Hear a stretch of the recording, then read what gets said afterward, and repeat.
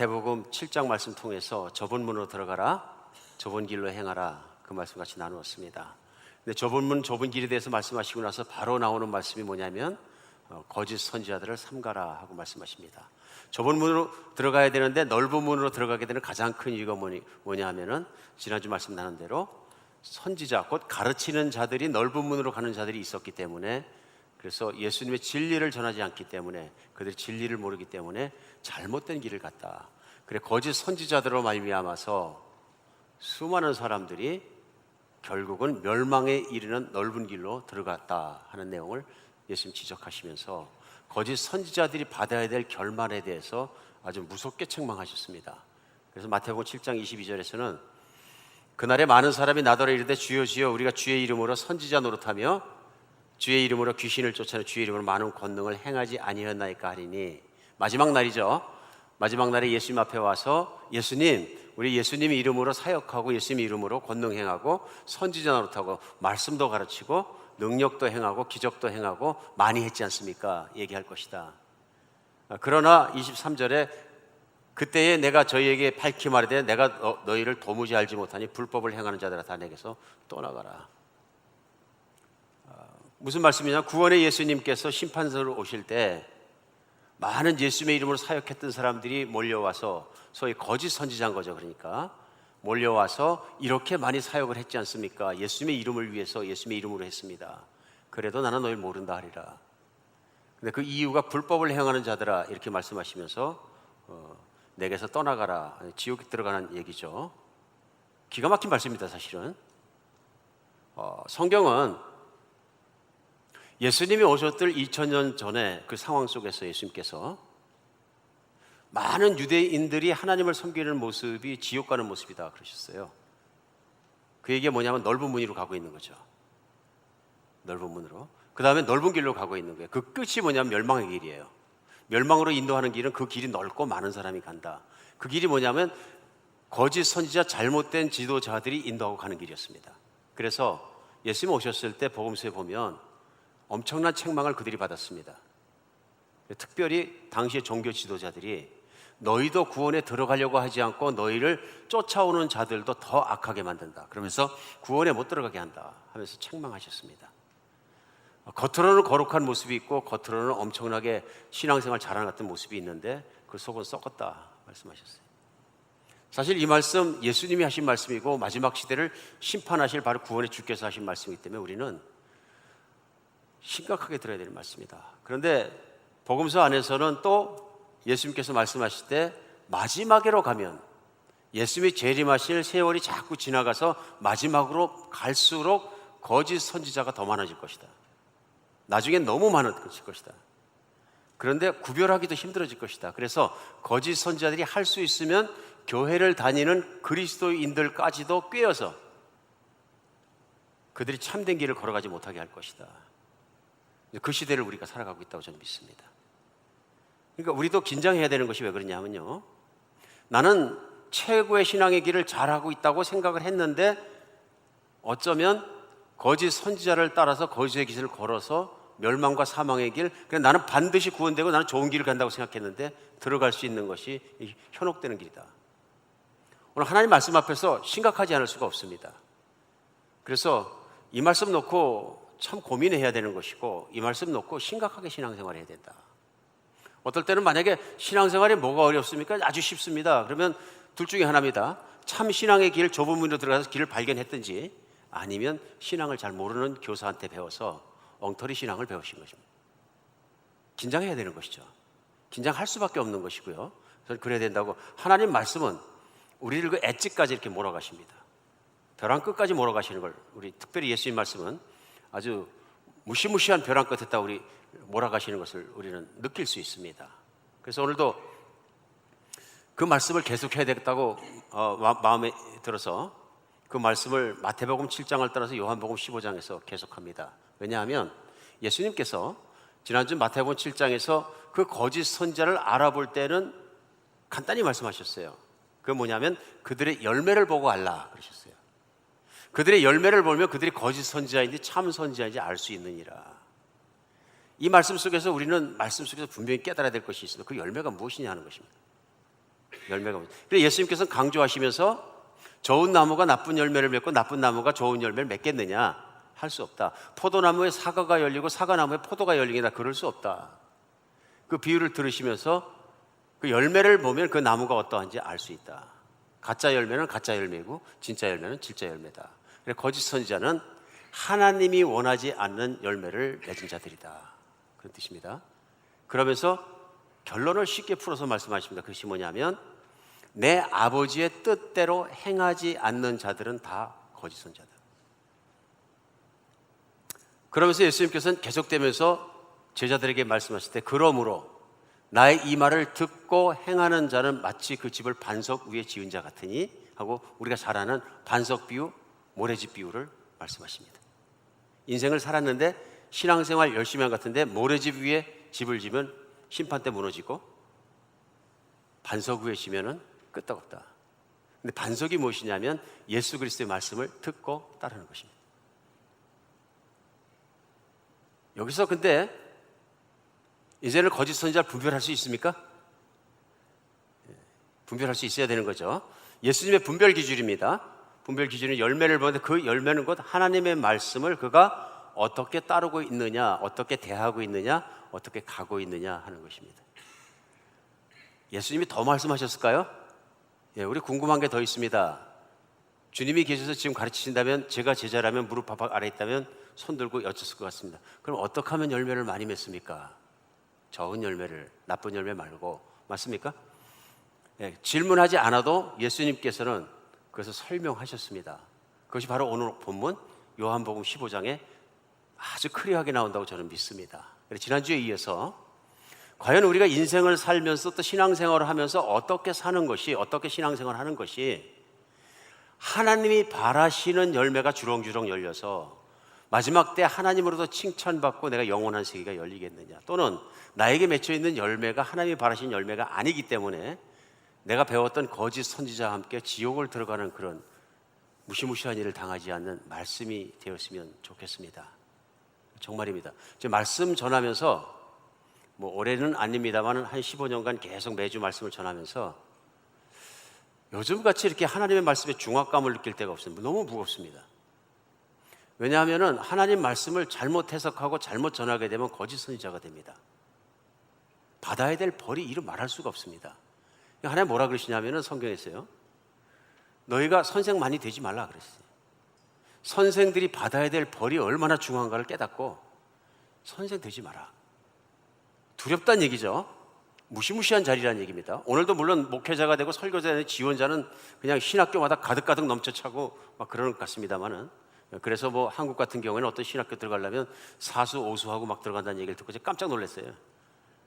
근데 하나님이 마지막 시대에 일꾼을 일으키는 그런 좋은 현상으로 보면 좋고, 또 어떤 면에서는 하나님의 말씀의 중압감을 잘 모르기 때문에 그러면 또 그것도 참으로 조심해야 될 일인가 아닌가 싶기는 합니다.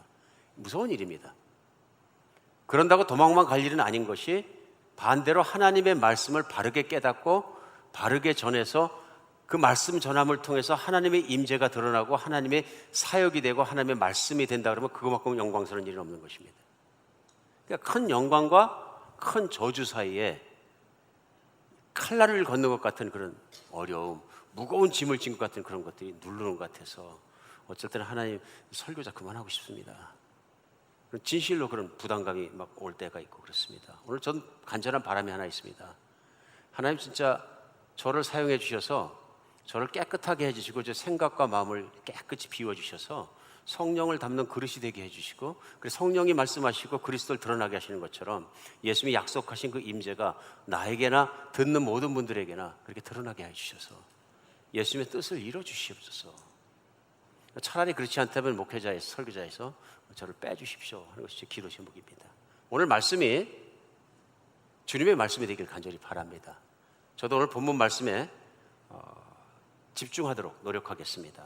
헛소리보다는 주님의 말씀이 이해되어지고 해석되어지고 바르게 적용되어져서 우리의 삶이 그분의 뜻대로 돌이켰으면 좋겠습니다. 오늘 본문에서 열매 얘기를 하십니다.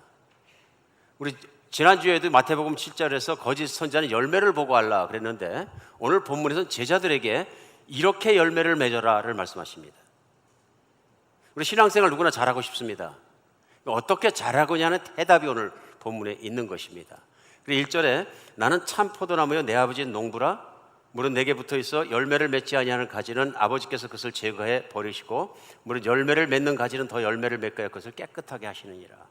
제일 먼저 예수님께서 제자들에게 말씀하시면서 나는 참 포도나무다 이렇게 말씀하십니다.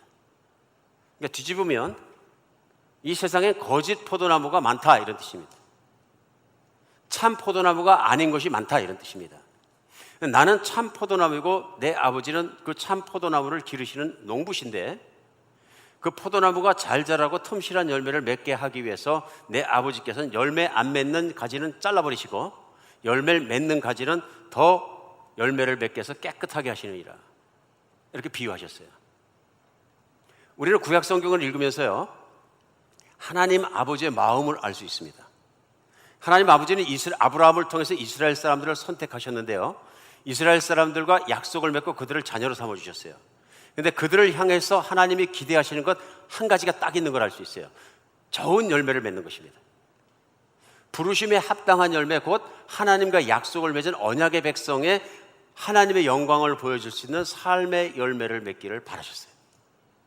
그런데 이 백성이 가나안 땅에 들어가서 정말 하나님의 뜻대로 살아가면서 결론은 뭐냐면요 구약 성경의 결론은 하나님이 기대하시는 열매가 아니라 반대 열매를 맺었더라. 그래서 그들이 망하기 마지막까지 하나님께서 선지자를 보내셔서 뭐라 그러시냐면 내가 극상품 포도를 내 포도원에 심었는데 신포도가 맺혔다. 이게 어쩐 일이냐.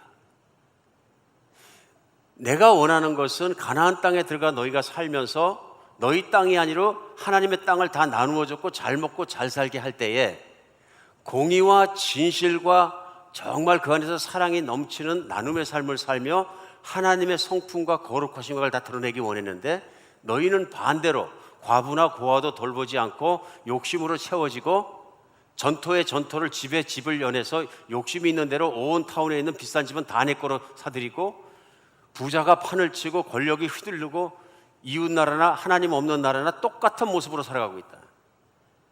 하나님의 거룩과 의로운 열매가 맺히는 것이 아니라 너희들에게 맺힌 열매는 신포도와 같이 세상적인 열매를 다 맺었다. 그러므로 내가 너희들을 벌하겠다. 이게 구약 메시지입니다. 오늘 예수님이 이 땅에 오셔서 하나님의 아들께서 똑같은 유대인들을 향해서 제자들을 향해서 하신 말씀을 우리는 배경을 이해할 수 있습니다. 아, 하나님이 원하는 열매가 아니구나. 유대인이 전체적으로 그렇구나.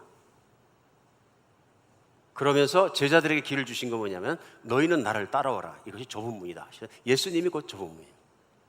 그러면서 예수님이 왜 좁은 문이라고 하시냐면 예수님께서 하나님 아버지께서 원하는 열매가 무엇인지를 보여주셨어요.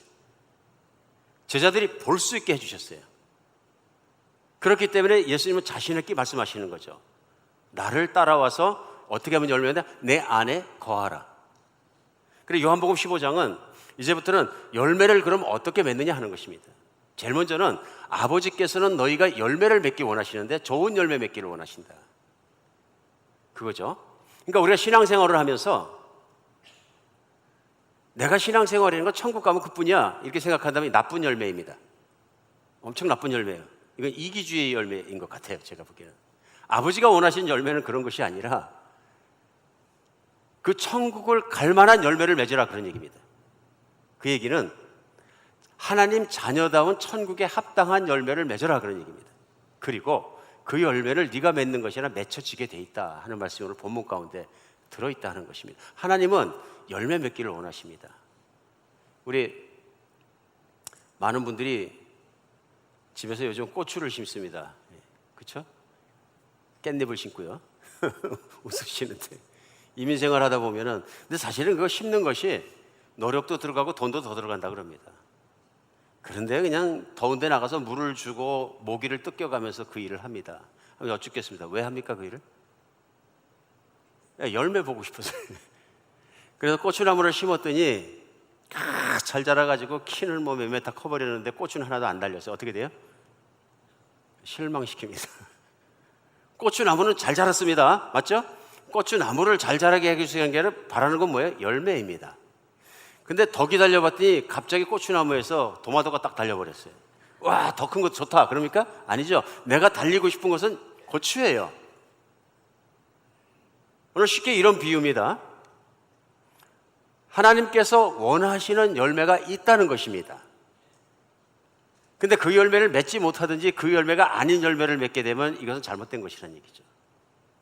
오늘 말씀의 심각성이 거기 있습니다. 나는 교회를 다니고 그리스도인을 살아간다고 살아가면서도 자칫 잘못하면 열매를 이해하지도 못하고 말씀을 이해하지 못하게 되면 잘못된 열매를 달 수 있다. 혹은 내가 배운 가르침이 만약에 초점을 벗어나 버렸다면 하나님이 원하시는 마음의 중심을 깨닫지 못하고 엉뚱한 신앙생활을 할 수 있다. 그런 얘기죠. 왜요? 신앙생활이라는 건 예수님을 따르는 것이거든요. 근데 예수님을 따르는 하나님 아버지의 마음속에 있는 기대하는 열매가 있다 하는 것이 오늘의 그 말씀입니다. 그래서 예수님께서는 아버지는 열매를 많이 맺기를 원하신다 그러시면서 두 번째는 이렇게 하면 열매를 맺는다를 설명하시는 겁니다. 어떻게 해요? 3절 너희는 내가 일러준 말로 이미 깨끗하여졌으니 내 안에 거하라 나도 너희 안에 거하리라. 가지가 포도나무에 붙어있지 아니하면 스스로 열매를 맺을 수 없음 같이 너희도 내 안에 있지 아니하면 그리하리라. 오늘 뭐라 그러시냐면 제일 먼저 너희는 깨끗한 가지라 그러십니다. 열매 맺을 수 있는 가지다. 왜요? 내 말을 들었기 때문입니다. 내 일러준 말로 이미 오늘 말씀으로 깨끗해졌다 그러는 거예요. 무슨 뜻입니까? 이거 우리가 이해해야 되는 거죠. 이 말씀 뭐냐면요, 과거에는 예수님을 만나기 이전에는 자기 욕망을 따라 살았어요. 그러니까 삶을 두 가지로 보는 거죠. 하나님을 사랑하고 하나님 말씀을 따라 사는 것, 자기의 욕망을 따라 사는 것. 근데 제자들과 모든 사람들도 자기가 좋아지게 자기의 욕망을 따라 자기 뜻을 따라 자기 길을 살았어요. 넓은 길이에요. 죄죠. 그게 하나님을 무시하는 것이고 하나님을 경멸하는 것이죠. 그런데 하나님을 믿는 자들은 어떤 길을 가느냐 하면 예수님을 믿는다 하는 것이에요. 그래서 천국을 전하시면서 예수님께서 항상 첫 번째 하신 말씀은 회개하라, 천국이 내 앞에 있느니라, 가까웠느니라. 그러니까 회개한다는 것은 뭐냐면 과거에 내가 살아왔던 죄의 길을 돌이키는 것이거든요. 그러니까 예수님께서 선포하시는 천국의 말씀을 듣고 제자들이 보니까 자신이 자기의 욕구대로 살아온 죄의 길을 걸어온 것이 확실함으로 이제는 그렇게 살지 않겠습니다는 태도, 회개가 뭐냐면 삶을 내려놓고 그물을 내려놓고 삶의 현장을 내려놓고 예수님을 따라간 거예요. 믿으십니까? 오늘 예수님이 말씀하신 배경과 이런 걸 그대로 놓고서 설명하면 그 말이 맞다 하는 것입니다.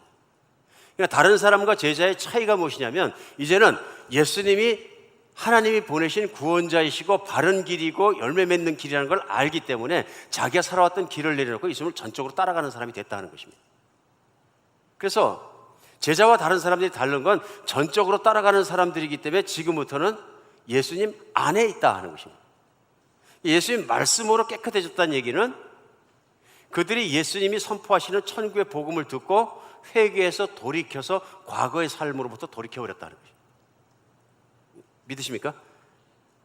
돌이켰기 때문에 그들의 열매가 뭐냐면 돌이키는 열매예요. 삶이 하나님의 뜻대로 돌이켜서 내가 일러준 말로 순종하고 돌이켜 나를 따랐으니 3절이죠. 이젠 집에 가라. 아닙니다. 예수님은 항상 구원자에게 말씀을 제자들에게 너는 나를 따라오노라 있죠. 너네 이제 천국의 복음을 들었으니 그거 네 신앙의 고백이 있으니 집에 가서 네 원하는 대로 살아라가 아니고요. 네가 네 신앙의 고백이 나를 따르겠다는 고백이고 내가 주님이란 고백이므로 그러므로 내가 있어야 될 거 내가 해야 되는 나를 따라오고 내가 있는 곳에 너도 있어. 내가 있는 곳에 너도 있고 내 있는 곳에 내가 있으리라. 이해 가십니까? 지금부터는 그리스도인이 되었다는 건 나를 떠나지 않는다는 약속인 것이에요. 철저히 예수님을 붙잡고 따르겠습니다. 오늘 제자의 신발을 신고 제자의 옷을 입고 예수님의 말씀을 이해하지 않으면 거짓 해석이 될 수 있는 거죠. 그렇죠. 오늘 이 말씀 제자들에게 하신 것이거든요. 제자는 어떤 사람이야? 그 말씀으로 깨끗해져서 과거의 삶에 돌이켜 전적으로 내려놓고 예수님을 따르는 사람들이에요. 그런데 따르다가 그만두지 말고 끝까지 따라가라가 무엇이에요? 내 안에 거하라입니다. Remain in me, 영어로 내 안에 거하라 하는 것은 지속적으로 거하는 것입니다. 그러면서 내 안에 거하라 나도 너희 안에 거하리라. 가지가 포도나무에 붙어있지 아니하면 스스로 열매를 맺는 너희도 내 안에 있지 않으면 그리하리라. 무슨 뜻입니까?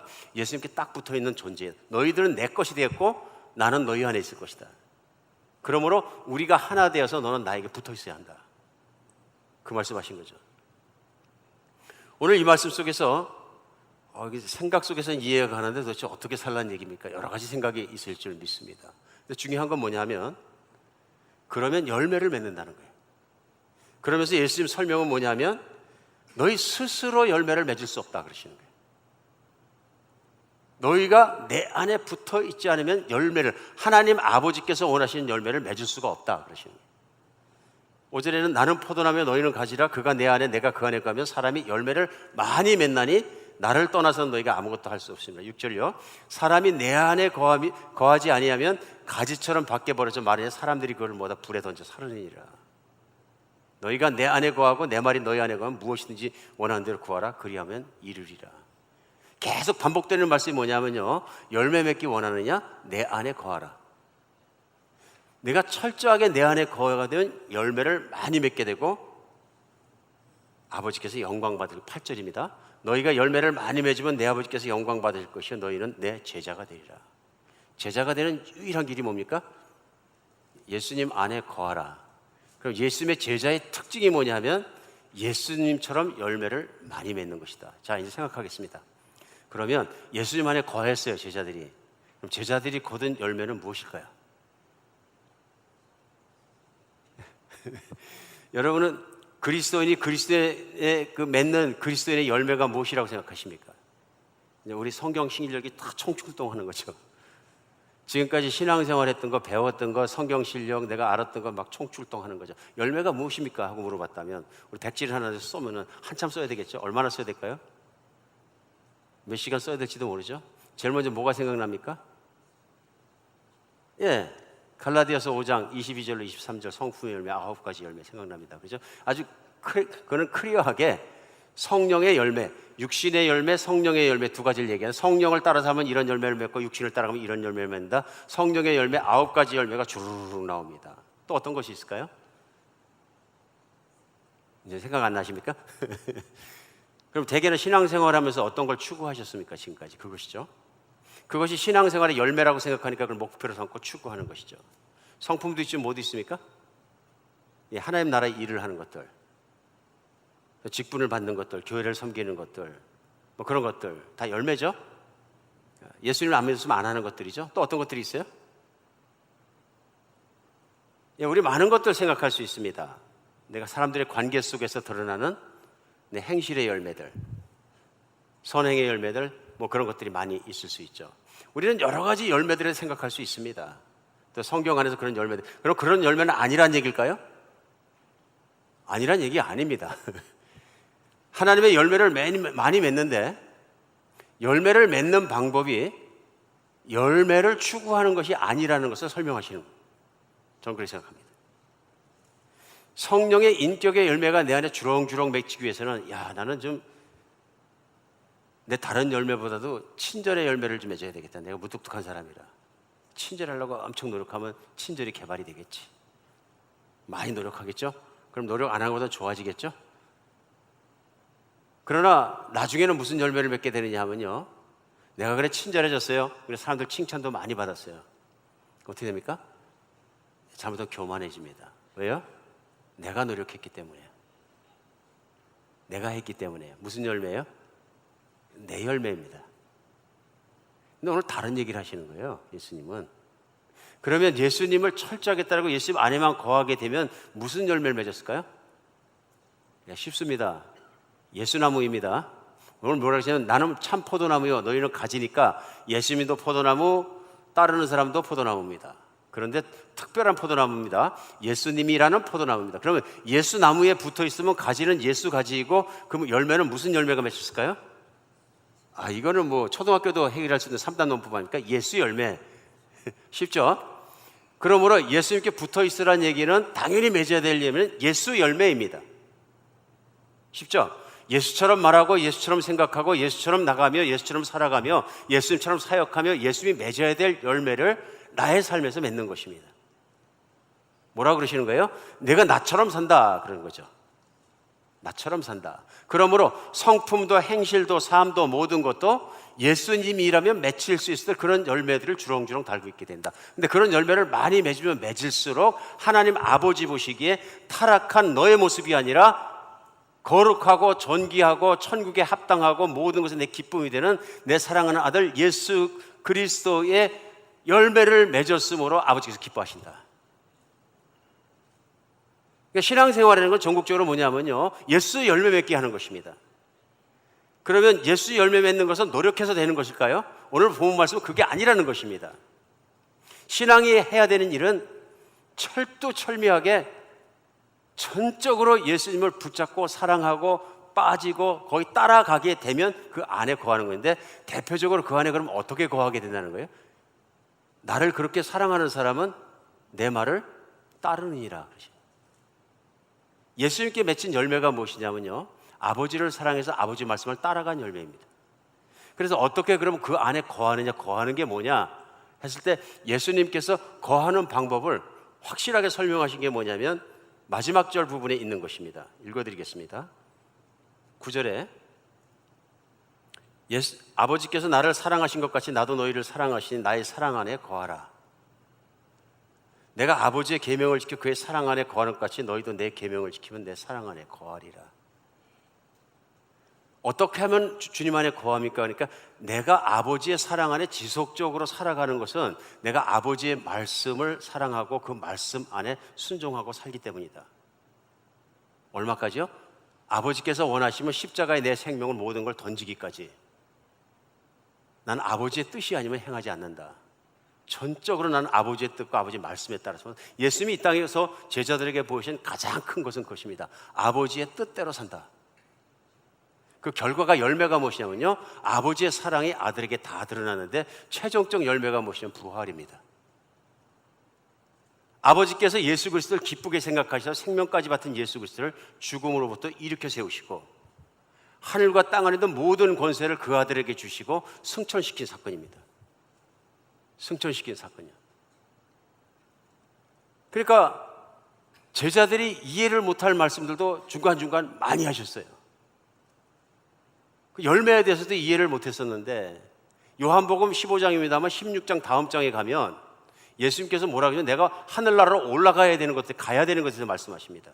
그런데 내가 가면 성령이 오시니까 성령이 오셔서 무슨 일을 하시냐면 죄에 대하여, 의에 대하여, 심판에 대하여 너에게 말하시리라. 그러니까 깨달을 리가 없죠. 그게 무슨 말씀입니까? 그러니까 예수님 답변이 죄에 대해서라면 사람들이 나를 따르지 않는 것이요, 의에 대해서라면 내가 너희를 떠나서 아버지께로 감이라. 어려운 말씀입니다. 풀어주십니까? 죄까지는 알겠는데 의는 무슨 뜻이, 아버지한테 가는 게 무슨 의냐? 제자들이 이해를 못해서 이게 무슨 뜻입니까? 그러니까 너희가 지금은 깨달을 수 없으나 후일에는 깨닫게 될 것이다. 요한복음 16장 읽어보십시오. 이게 무슨 뜻이냐면 의라는 것은 내가 의롭다고 인정해서 되는 게 아니라 하나님 아버지가 의롭다고 인정하셔야 되는데, 하나님 아버지의 말씀을 십자가에 못 박혀 죽기까지 따라가시니까 하나님 아버지께서 예수님을 부활시키셔서 거기서 끝나는 것이 아니라 승천시키시고 보좌에 앉히셨다는 것입니다. 그러므로 부활의 사건, 승천의 사건은 후일 제자들이 예수님의 십자가의 사건과 승천의 사건과 부활의 사건을 통해서 알게 될 것들입니다. 의는 무엇이냐면 예수 그리스도의 하나님 아버지의 말씀을 따라 정확하게 산 삶이 하나님의 보시기에 기쁘시고 인정이 되고 열매로 인정되어서 하나님의 아버지의 영광을 예수 그리스도에 입혀주셨다. 이해가십니까? 그게 의입니다. 예수 그리스도의 삶 안에 하나님 아버지의 의가 들어가서 의의 상이 무엇이냐면, 면류관이 무엇이냐면 하나님이 높여주시는 것입니다. 그것이 부활이요, 그것이 승천이요, 그것이 보좌입니다. 권세를 주신 것입니다. 그러므로 제자들은 예수님의 말씀이 나중에 깨달은, 예수님께서 성령이 오시면 죄에 대하여, 의에 대하여, 심판에 대해서 알게 하실 것이다. 깨달아진 거죠. 그리고 죽음이 들어오지 않은 것이죠. 이제는 예수님이 목숨을 던져 하나님 아버지의 말씀을 따라간 것처럼 이제는 나도 예수님의 뜻과 말씀을 쫓아가는 데 내 목숨을 내어놓겠다. 예수님이 늘 하셨던 말씀, 너희가 나를 따르면 자신을 부인하고 내 생명을 던지고 십자가를 메고 따라오지 따라올 수 없다. 적당한 신앙은 없다. 오늘 말씀 속에 내가 아버지의 계명을 지켜 그의 사랑 안에 거하는 것처럼 너희도 내 말 믿고 따르면 내 사랑 안에 거하리라. 지난주 말씀입니다. 마태복음 7장 거짓 선자는 왜 거짓 선지자냐? 저들이 하나님 아버지의 말씀을 듣고도 따르지 않기 때문에 그렇다. 예수님이 오셨을 때 유대인의 종교 지도자들의 가장 큰 문제가 무엇이냐면 위선이었습니다. 말은 번지르르 하고 말은 잘하는 것 같고 옷도 그렇게 입고 거룩해 보이는데 그들의 마음 속에서, 그들의 삶 속에서는 하나님을 목숨 바쳐 따르고 있지 않다는 것입니다.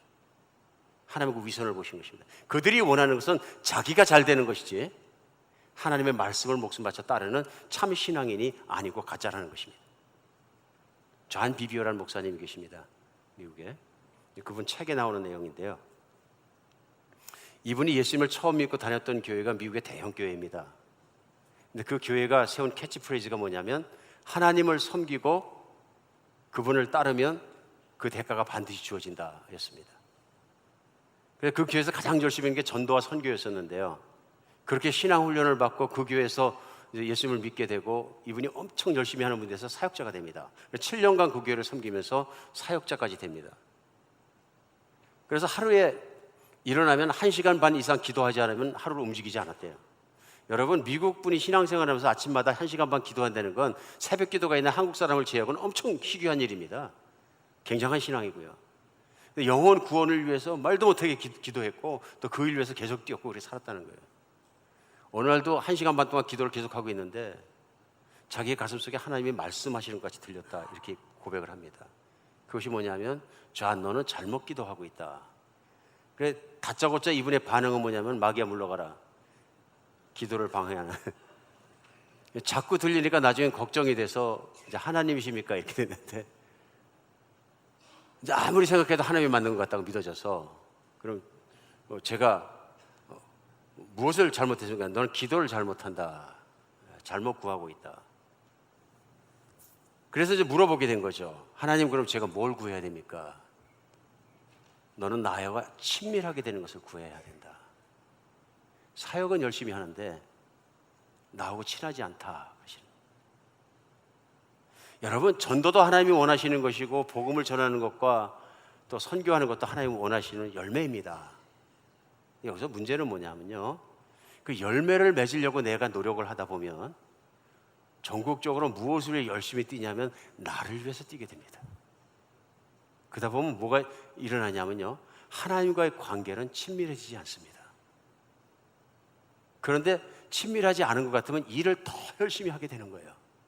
나중에 일이 열심히 했는데도 결과가 안 좋으면 어떻게 됩니까? 낙심합니다.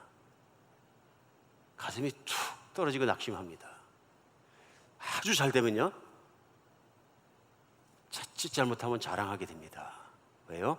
내가 열심히 했기 때문에요. 오늘 본문 말씀 그거 가르쳐 주시는 거예요. 신앙인이 진짜로 열심히 해야 될 일은 일을 열심히 해서 열매를 만들어내는 것이 아니라 뭐라 그러세요?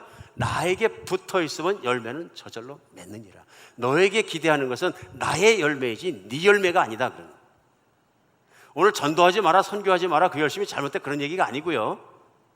그런 열매는 다 바람직하고 좋은 것인데 그 열매를 내가 만들어내도록 노력하고 나와의 관계에 모든 것을 집중하지 않으면 결과는 어떻게 되면 결국은 내 열매를 맺게 된다니.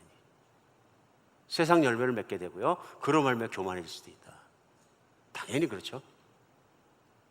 교회에서 목회하는 목회자가 많이 교회를 떠납니다. 임기를 마치기 전에 떠나십니다. 정년이 전에. 제가 통계를 아직 확인 안 했습니다만 제가 알기로는 해도 엄청난 숫자의 목회자들이 마음 먹었던 목회를 끝내지 못하고 떠납니다. 왜 그런지 아십니까? 전반적으로 간단합니다. 상처받아서 떠나는 겁니다. 사람들 때문에 상처받고요, 두 번째는 자기 자신에게 상처받는 거예요. 나 이거밖에 안 되나. 그렇겠죠? 하나님이 떠나게 만드셨다고 생각하기보다는 자기가 떠난 것입니다. 왜 떠날까요? 아프니까 떠나는 것입니다. 가장 중요한 것은 무엇입니까? 하나님 따르는 데 실패하면 떠나게 되는 것 같습니다. 물론 먼저 사역하시고 중간에 떠나신 목회자들을 제가 공격하는 마음으로 주제넘게 말씀드리는 것이 아니라 오늘 말씀을 중심에 놓고 봤을 때 예수님을 따르는 데 실패하지 않는 것은 참 신앙이 잘 신앙. 근데 예수님을 따르기 때문에 사역이 실패한 것처럼 보일지라도, 사역이 정말 너무 잘 될지라도 그것 때문에 교만해지지도, 그것 때문에 낙심하지도 않게 된다. 내가 예수님을 철저하게 잘 따르고 있던 믿음과 확신 가운데 그분을 붙잡고 열심히 따라가고 있다면, 그렇죠? 덜 지치고 사람들이 나를 인신공격해서 힘들게 할지라도 억울한 일을 당할지라도 그 참을 만한 힘이 예수님에게서 온다. 믿으십니까?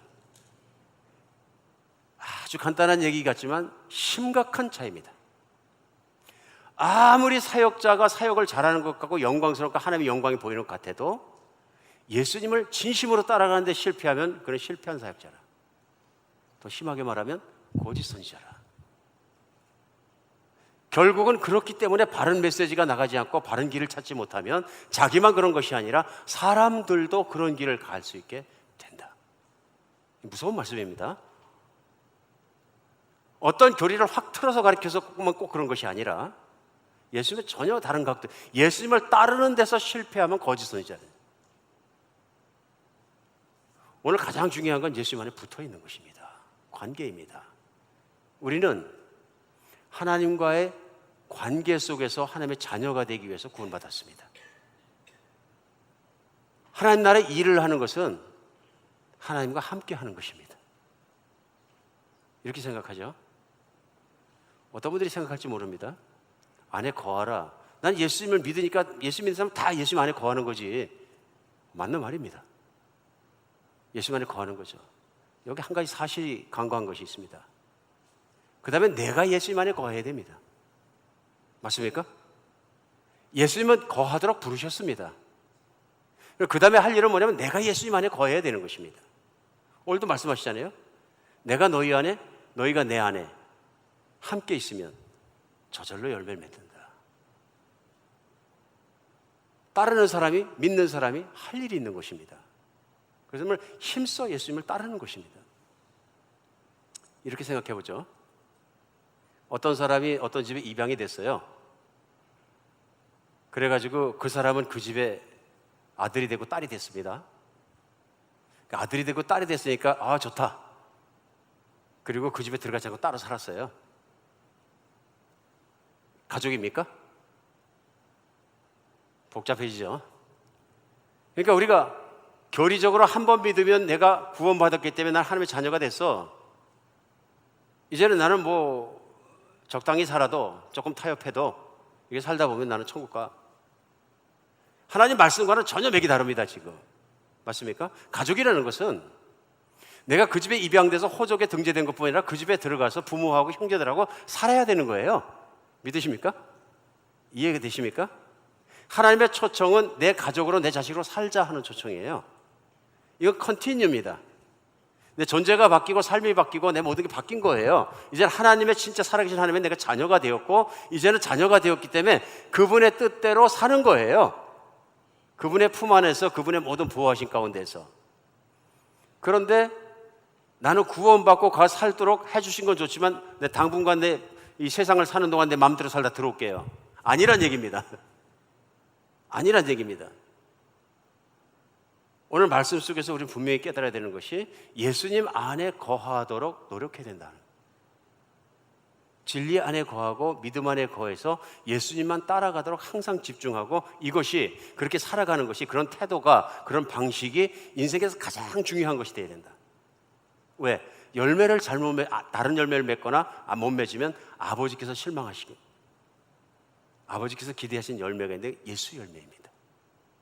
그래서 예수님에게 빠진 사람, 예수님에게 홀린 사람, 예수님에게 미친 사람, 예수쟁이, 예수밖에 모르는 사람, 예수만 따라가는 사람, 예수만 생각해도 희죽희죽 웃는 사람, 사실은 그런 것들이 컴플리멘트, 칭찬이다. 그것이 하나님이 원하시는 것이다. 근데 환경이 아무리 힘들어도 예수님만 생각하면 이길 수 있고 예수님만 생각하면 다 할 수 있는 것. 예수님이 최고고 예수님으로 만족하고 예수님으로 안 되는 것이었습니다. 이게 신앙이란 얘기죠. 오늘 예수님의 마태복음 말씀과 요한복음 15장 말씀은 그것을 강조하십니다. 특별한 사람만 그렇지 다 그렇게 삽니까? 좀 신앙이 없어서 왔다 갔다 하고 세상 사랑하고 돈 따라서 막 다니고 돈 열매 맺히고 욕망 열매 맺히고 막 그럴 수도 있죠. 아닙니다. 성경은 외길입니다. 예수를 믿느냐 아니면 예수를 떠나느냐. 그래서 예수님은 한 가지로 부르십니다. 너는 나를 따라오너라. 너는 세상에서 내 것이다. 내가 전적으로 내 마음과 내 생각이 네 생각으로 가득 찼고 내 마음을 주고 목숨을 바치가 너를 사랑하는 것처럼 나는 너도 내 안에서 나를 그렇게 사랑하길 바란다. 오늘 초청이고 권위입니다. 예수님 교인들을 향해서도 말씀하셨어요. 요한계시록 마지막 시대입니다. 나타날 모습을 보여주시면서 7대 교회에 대해서 말씀하십니다. 맨 마지막에 어쩌면 이 세대를 가장 닮은 교회 모습이 나옵니다. 그것이 뭐냐면 뜨뜻미지근한 신앙입니다. 그러면서 예수님께서 내가 뜨뜻미지근하니 거역스러워서 너를 토하고 싶다. 그러면서 말씀하십니다. 회개하고 정신 차려서 내게로 돌아오라. 그러면서 하신 말씀이 뭡니까? 요한계시록 3장 20절에는 라오디기아 교인들을 향해서, 교인입니다, 향해서 말씀, 볼지어다 내가 문 밖에 서서 두드리니 누구든지 내 음성을 듣고 문을 열면 내가 그에게 들어가 그와 더불어 먹고 그는 나와 더불어 먹으리라. 지금 교인인데요, 예수님이 안에 없다는 얘기입니다. 그러니까 예수님이 안에 계시지 않으면 누가 있는 겁니까? 내가 있는 거죠. 내 욕심이 있는 거죠. 내 생각 안에 무엇이 들어있는가 보라 하는 말씀이죠. 지금 안에 들어간다는 얘기는 육신 안에 들어간다는 말씀보다는 마음 안으로 들어갔다는 얘기 아닙니까? 마음 문을 열어달라는 말씀인데 마음이 다른 것으로 차 있는 것입니다. 마음이 세상에 대한, 돈에 대한 욕망으로, 모든 것으로, 출세에 대한 것들로, 모든 것들로 사람들 인정해 주는 것도 가득 차 있고 내 생각과 분노와 상처와 원수 갖고 싶은 것과 이런 가득 차 있으면 예수님이 자동적으로 밀려나간다는 얘기예요.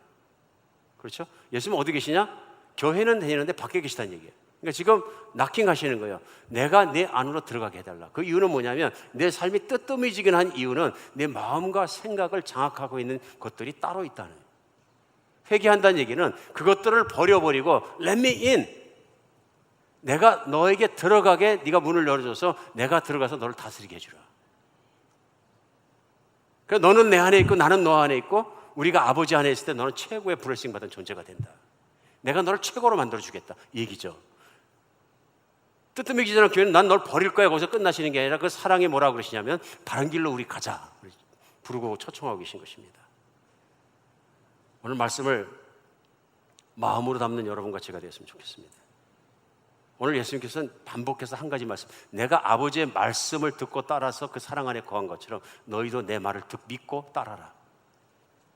그럼 너희도 끊임없이 내 사랑 안에 거할 것이다. 말씀을 버리지 마십시다. 하루에 말씀 몇 번이나 보십니까? 얼마나 생각하십니까? 외운 것도 외운 거로 끝나는 것이 아니라 말씀을 생각합시다. 말씀이 곧 주님 붙잡고 살아가십시다. 하루에 몇 번이나 예수님을 생각하십니까? 하루에 몇 번이나 주님을 심각하게 생각하십니까? 하루 몇 번이나 내 안에 계신 예수님과 대화하십니까? 예수님 아직도 계세요? 예수님 제가 이런 것을 오늘 TV에서 보고 생각했는데 이러면 안 되겠죠? 이런 것과 이런 생각들은 예수님이 아신다는 것만 해도 내가 얼굴이 뜨겁습니다. 예수님 이걸 보고 내가 마음이 확 동했는데 그걸 따라가면 안 되겠죠? 몇 번이나 대화하십니까? 아니면 그냥 무한정 방출 따라갑니까? TV가 이끄는 대로, 욕망이 이끄는 대로, 세상이 이끄는 대로 내 마음을 확 내주고 마음껏 그 쾌락을 엔조이 하십니까? 온갖 상상을 다 하고 그럼 마음과 생각은 더러워집니다. 예수님 계실 수 없을 만큼 더러워집니다. 우리 정말로 예수님이 계시고 예수님을 붙잡고 예수님을 따라가고 있는 참 그리스도인이 되었으면 좋겠습니다. 자유가 없으면 어떡하냐? 진정한 자유는 참 선한 왕 밑에 들어가야 있는 것입니다. 진정한 자유는 내가 뭐 사람도 죽일 수 있고 내 마음대로 할 수 있으면 그런 데가 천국이지. 내가 할 수 있는 거 다 하고 내가 가질 것 싶은 거 다 가지면 그래서 내가 힘으로 빼앗을 수도 있고 막 그럼 천국이지. 거기 지옥입니다. 그러면 맞습니까? 좋은 나라는 법으로 잘 다스려지고 그 안에서 법을 지킬 때 내가 누릴 수 있는 게 참 자유입니다. 내 마음대로 하는 게 자유가 아니고요. 인생도 가장 선하시고 내 인생을 통해 영원한 길을 열을 수 있고 모든 것을 하실 수 있는 분, 나를 내 목숨보다 더 사랑하셔 나를 위해 목숨 바치는 그분이 왕인 나라에서 그분으로 왕을 섬기고 죽자서사 따라가면 그분이 나에게 나쁜 일 안 하시고 무한한 자유와 무한한 기쁨과 행복을 주신다는 것입니다. 예수님을 전적으로 따라가는 여러분과 제가 됐으면 좋겠습니다. 기도하겠습니다.